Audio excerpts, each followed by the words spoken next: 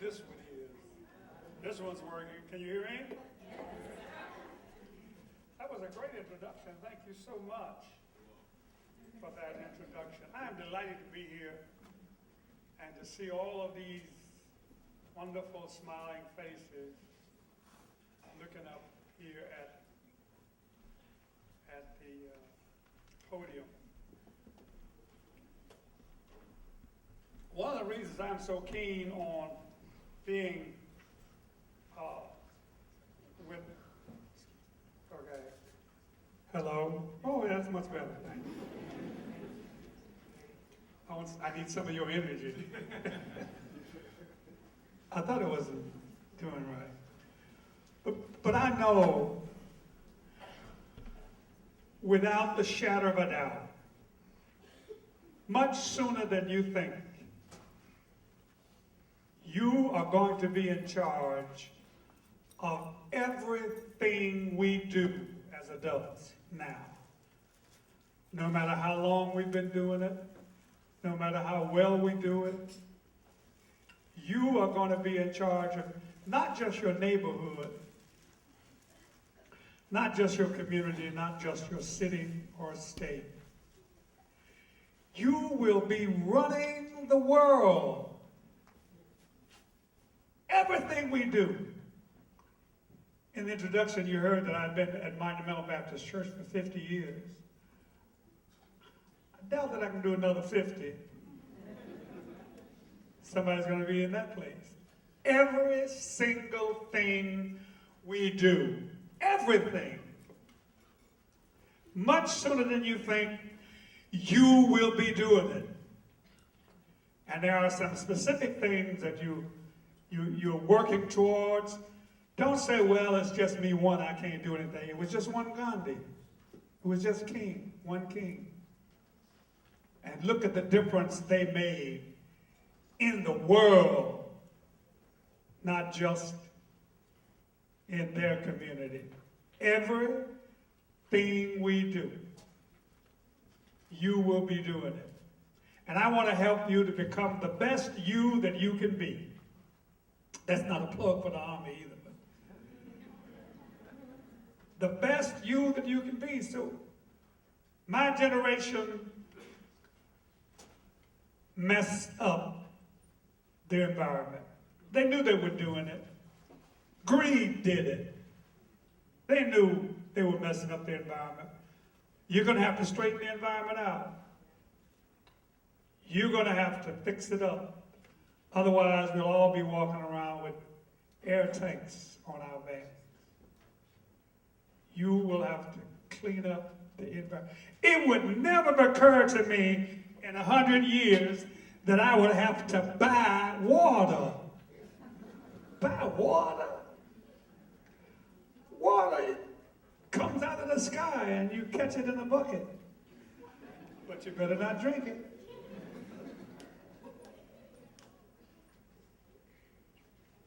You're smart enough, bright enough, and you're growing well enough that you will find ways of handling international disputes without going to war. There are no winners in war.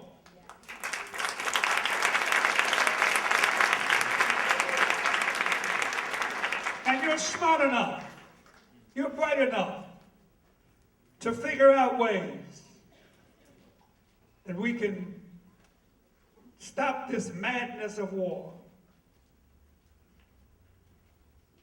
There was one other final thing I wanted to add. I had three things. I gave you two, right?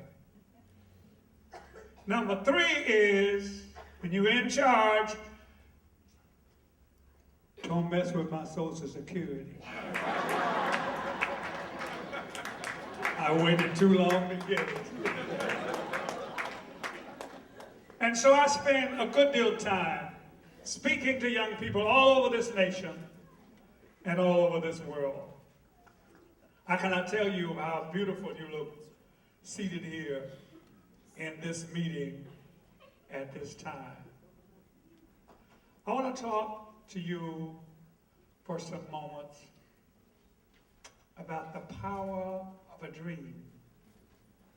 Dreamers, they're the ones who make the world go around. They're the ones who are not bound by glass ceilings or any other kinds of ceilings.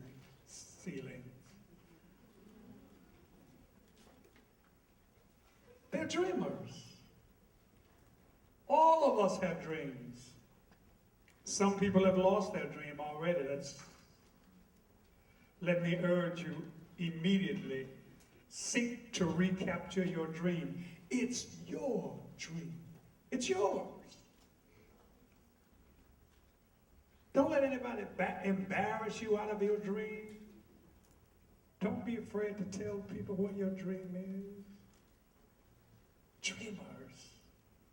Dreamers. Langston Hughes, the poet, says, hold fast to your dreams, for if dreams die, you are like a broken winged bird that cannot fly. Hang on to your dream. It's your dream. Don't let somebody say, there are writers here in this room right now. There are authors in this room right now. Don't let anybody embarrass you out of your dream. Your dream, it's your dream. Well, have you looked in the, you're going to be a writer, have you looked in the bookstore lately? You see how many books in there? What makes you think your book's going to sell? Because I wrote it.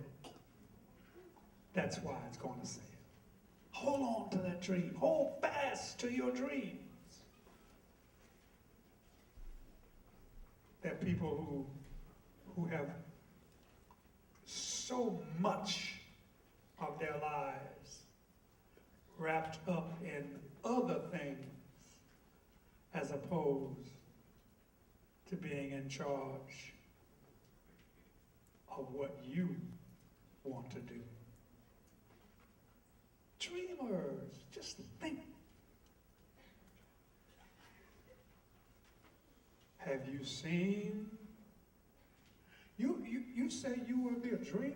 You want to be pulled out of the sky. I want to be an astronaut. I want to be president of the United States. Dream on. Dream on. Suppose the Wright brothers had given up on their dream. They kept trying. They kept trying. They failed, but they kept trying. They failed, but they kept trying. And one day at a little place called Kitty Hawk, South Carolina, they flew an airplane. And don't think that they were so well received when they said that their dream was to have an airplane, to make an airplane. I'm certain somebody said to them at some point, they said, we're gonna invent an airplane. You gonna do what? We're gonna invent an airplane. Yeah, you flying on something already. Ain't never been no airplane. You gonna invent an airplane. Suppose they had given up. They would not give up. They kept trying, and they kept trying until Kitty Hawk happened. And because they did, as I speak to you now at the Peace Jam, as I speak to you this very moment, they're human beings living on a space station in space. Now that just blows me away. It's kind of okay with you. You're the children of this wonderful age. They flew that airplane. Can you imagine people living in space? 6 months or a year at a time in space, living. Because the Wright brothers wouldn't give up on that dream. Your dream may not be that exciting, but it could be even as exciting. Hold fast to your dreams. For dreams die. You're like a broken-winged bird that cannot fly. Don't let anybody talk you out of your dream or embarrass you out of your dream. Excuse me? Of course, we know his dream. We know about Martin's dream. But do you know when he was making that dream, he couldn't take his 4 children downtown in Atlanta to an amusement park, and yet he had the audacity to dream that one day his 4 children would be judged by the content of their character rather than the color of their skin. He wouldn't let go of that dream. He held on to that dream. Couldn't go to the amusement park, couldn't go to any public place downtown in Atlanta, but he wouldn't give up on that dream. He kept holding on and holding on and holding on and holding on.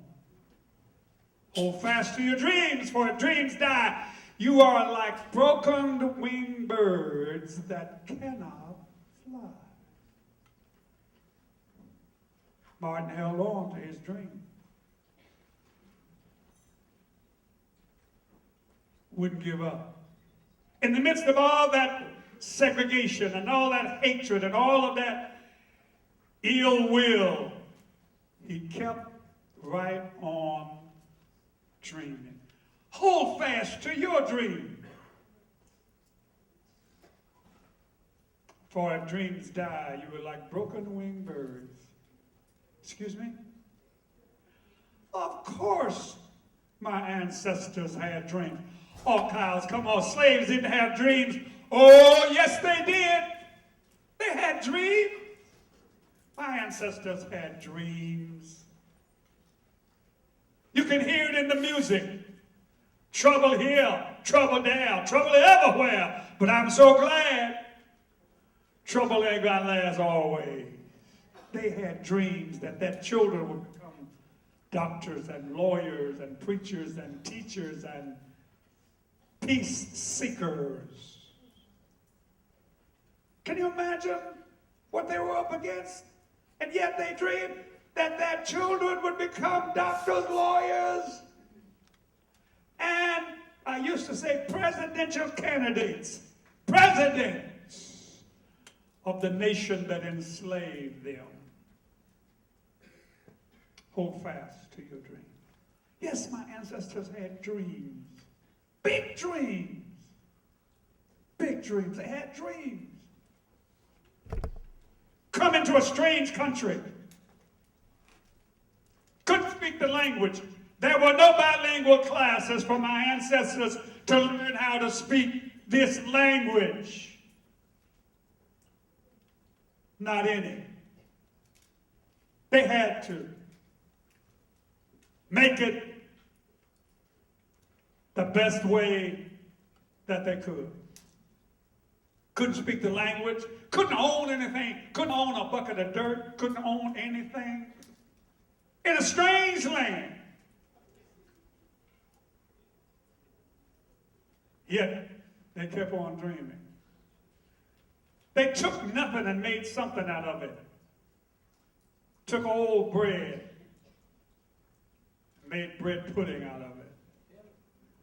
I had some in Washington, D.C. the other day. $7 a slice. Same recipe. You can get chitlins in Paris and in places in Europe and the world.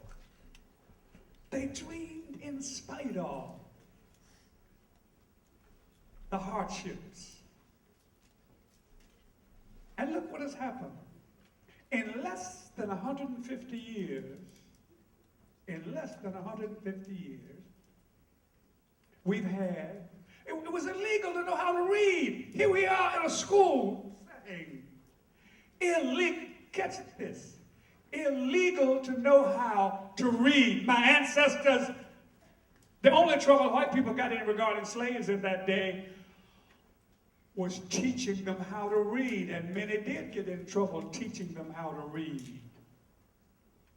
Illegal. illegal to know how to read. Yet in less than 150 years, my goodness alive, in less than 100, we've had 2 Secretaries of State, Colin Powell, Condoleezza Rice, in less than 150 years. I don't care what Cola's and Condoleezza's politics may be, she was the Secretary of State, had her own airplane. Get out of here. There have only been 3 holidays in honor of individuals: George Washington, Abraham Lincoln, and Martin Luther King Jr. 3 holidays. 3 holidays. And one of them was African American. Dream on. And wait a minute, it doesn't matter what your politics may be. You got to deal with the holiday, because ain't no mail delivery, the post office is closed. Oh, yes. Post office closed, some schools are closed. And they kept right on dreaming. Dreaming. Dreamers. Dreamers. Hold fast to your dream. For if dreams die, you are like broken-winged birds that cannot fly. Hold fast to it. It's your dream. Hold fast to it. Hello? Of course, Garbage Man had dreams. Oh, come on. Come on, Kyle. Garbage Men didn't have dreams. They just, all they do is come in the back, or they used to come in the back. They come to the front, take your garbage, dip it, and they go on. They have a sign that is so powerful. It doesn't say freedom, it doesn't say justice, doesn't say mercy. All it says is, I am a man. Because they were treated less than men. They could work a whole month and still qualify for welfare. They had no washroom privileges on the route unless some kind person would let them use the washroom. And who really wanted the garbage man in their bathroom? And so they went on strike. They went on strike. While they were going on strike, so many other things happened. You heard in the introduction that I was one of the parents who allowed their children to integrate the schools in Memphis. They'd never been integrated. There were 13 of us. Some pulled out. We had 15 or 17. And have the police come to your home in the morning with mace and bayonet guns and all that to take a 5-year-old child to school, not to burn the school down, not to beat up the teacher, but to go in and get an education and make their dreams a reality. 5 years old, my daughter was. The police escorted us to the school. What a picture for a 5-year-old, first grade, to see and live. We got to the school. The policeman who escorted us introduced me to the policeman in charge. The school was completely surrounded, Bruce Elementary School, completely surrounded with police. Police everywhere. I got out of the car. And the policeman who escorted us introduced me to the policeman in charge. And I said, "Good morning, how are you?" And he looked at my hand as if I had leprosy. He never touched my hand. He never acknowledged my presence. Yet he was there to protect us from the howling mob. Thank goodness the mob didn't show up. Well, the mob did. The police turned out to be the mob. As we walked up the sidewalk going into the school, the police said the nastiest things to me and my 5-year-old daughter. Memphis, Tennessee, USA, not Bosnia or Zimbabwe. We got into the classroom, the teacher smelled her hair, rubbed her skin as if her blackness would come off. Memphis, Tennessee, all we wanted to do was go in school and make our dreams a reality. I sat on the bus, the front of the bus with some other people. Buses. Can you imagine the buses were not integrated in Memphis in the 70s? Got on the bus, sit on the front. Bus driver said, you know you can't sit there. I don't want no trouble. Now go on back there where you belong. And while he said, I said, no, I'm not. I'm sitting up front today.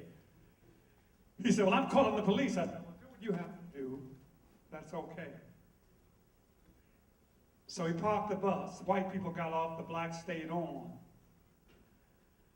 The black people on the back of the bus, while waiting for the police to come, said to me very respectfully, Reverend, why don't you come on back here where you belong so we can go to work? I did not bear them any ill will. But I knew when they said, come back here where you belong, they had lost their dream. So I went in the back, not to keep from getting arrested. I went back there to have a civil rights meeting. I said, do you see a steering wheel back here? Do you see brakes and clutch and driving mechanism back here? Well, if there's no mechanism to drive in the back, how can we ever drive these buses? We can do more than clean them. And I went on with my speech.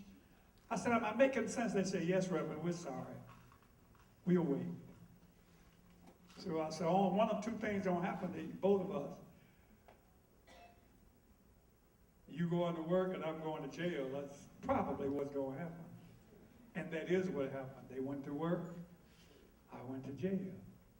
But I tell you this, the chairman of the trustees board of the church where I pastor is now the president and general manager of the bus company that arrested me.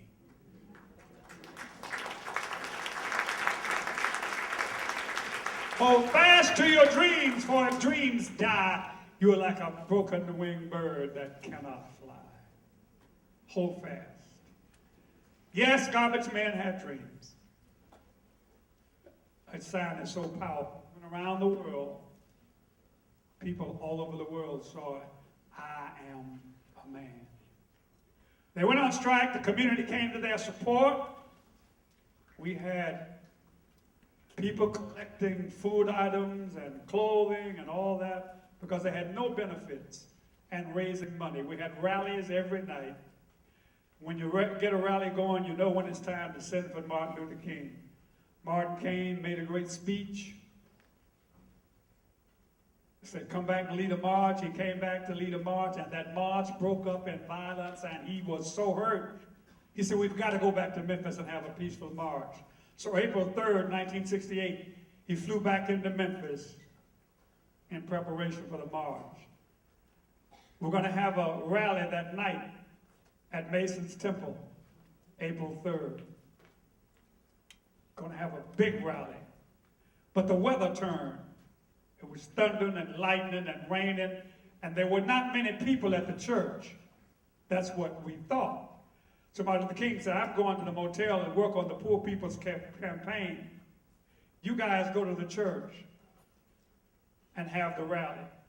We got to the church, it was nearly full. Abernathy walked in, Jesse Jackson walked in, I walked in, Andrew Young walked in, and when we walked in, the people started clapping. Abernathy said, these people ain't clapping for us, they think Martin coming in behind us. And they did. They thought Martin Luther King was coming back. So Abernathy went to the phone and called Martin Luther King and said, Martin, you should get over here. These people have come in the weather to hear you. He said, if you think I need to come, I'll come. So he came. If Abernathy had not made that phone call, there would have been no mountaintop speech. We had no way of knowing that would be the last speech of his life. We had no way of knowing that. But he came. And he talked about death more than I'd heard him talk about it. He talked about the demented black woman who stabbed him in his chest with a letter opener. And when he was recovering, he got greetings from all over the world. But he does not remember what they said. There is a 16-year-old girl, he said, who knew what to pray. And she wrote, "Dear Dr. King, I read about your fortune and I'm so sorry." The New York Times said the blade of the letter opener was so close to your aorta that if you had sneezed, you would have drowned in your own blood. And she put at the bottom, "I'm so glad you didn't sneeze." And he picked up on that and did a whole litany. "And I'm glad I didn't sneeze. If I'd sneezed, I would have missed the Selma to Montgomery March. If I'd sneezed, I would have missed telling America and the world about a dream I had one August day in Washington, D.C. If I'd sneezed, I would have missed young people standing up for their rights all over the South." And he went on and on about what he would have missed had he sneezed. By that time, we were on our feet. We were crying. We didn't know what we were crying about. We didn't know that was the last speech of his life. Memphis, Tennessee, Mason's Temple. He said, "I'm not worried about anything. I'm not worried about anything. I may not get there with you, but you will get to the promised land." And when he said he may not, I am so certain, friends, that he knew he wouldn't get there. But he wouldn't tell us that. Can you imagine what we would have felt had he said to us, "You will get there, but I won't"? So he softened it and said, "I may not get there," knowing that he would not get there. By that time, we were just wiped out. He said, "I'm not worried. I'm not fearing any man. Mine eyes have seen the coming of the glory of the Lord." And we had to help him to his seat. But by the next day, he was all right. It is as if he preached himself through the fear of death. He got it out of him. He was lighthearted. He and Andy Young got in a pillow fight that April 4th morning. It was amazing to see the transformation that took place. He went from that uneasiness that he had. Dinner was to be served at my home. I told him dinner was at 5 o'clock. I went to the motel to get him at 5. He said, "Oh no, dinner's not till 6, and I'm in no hurry. Take a seat." He was never in a hurry. That's why I told him 5.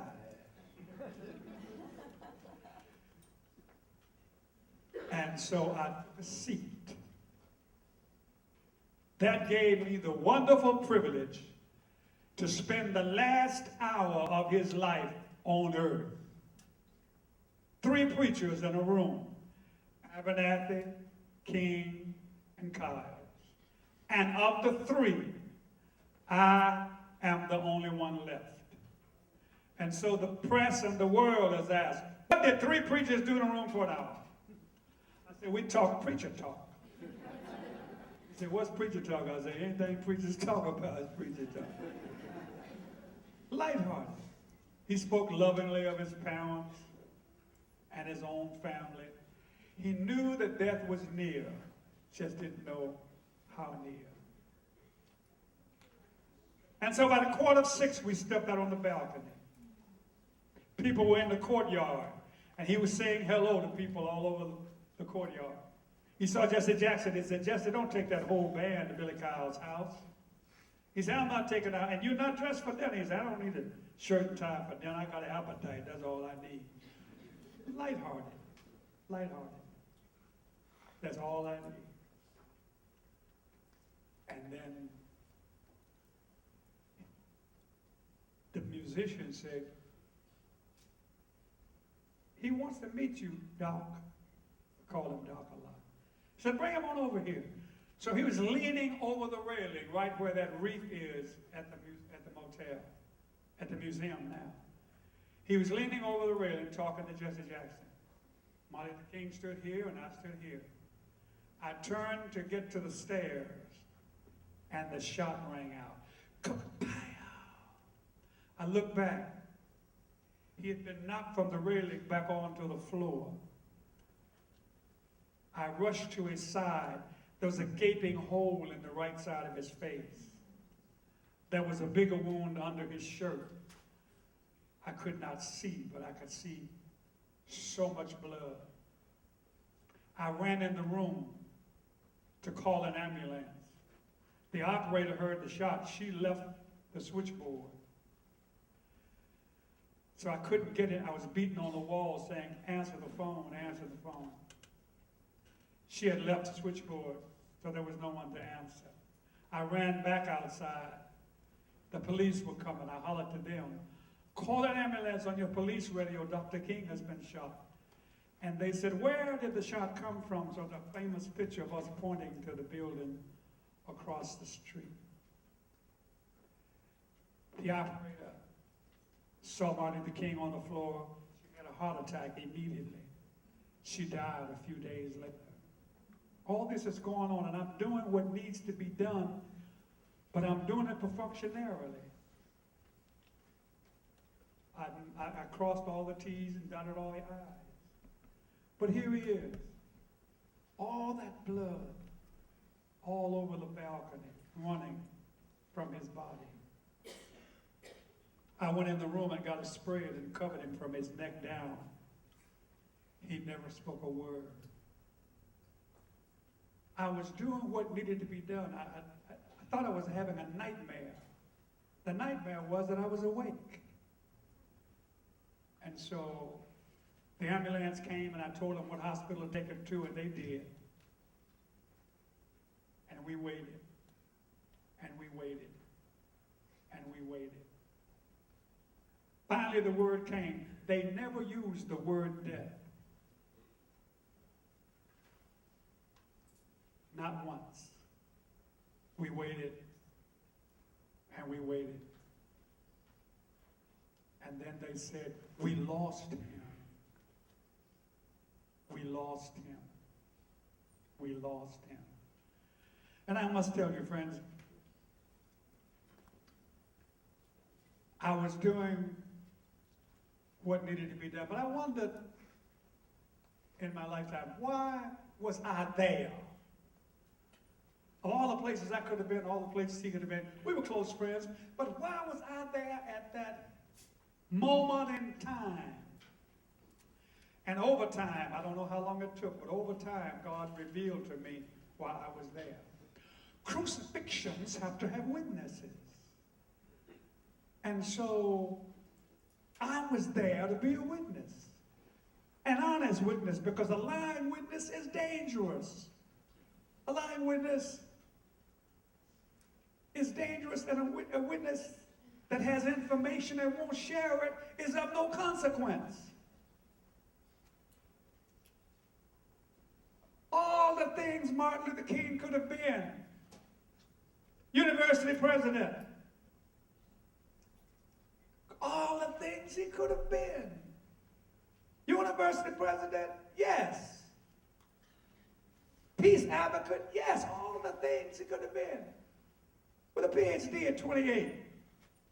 A Nobel Peace Prize at 34. At that time, the youngest to get it.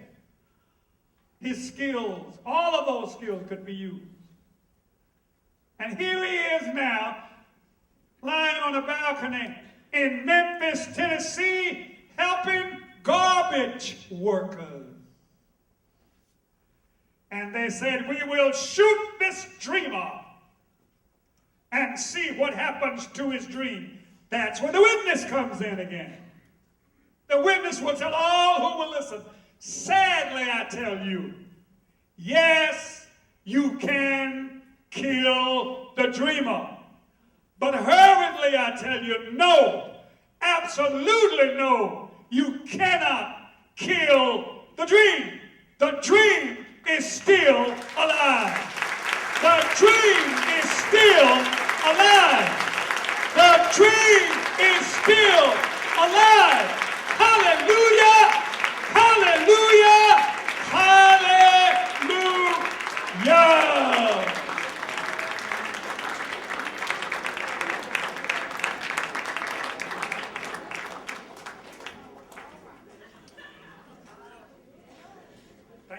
Thank you so much.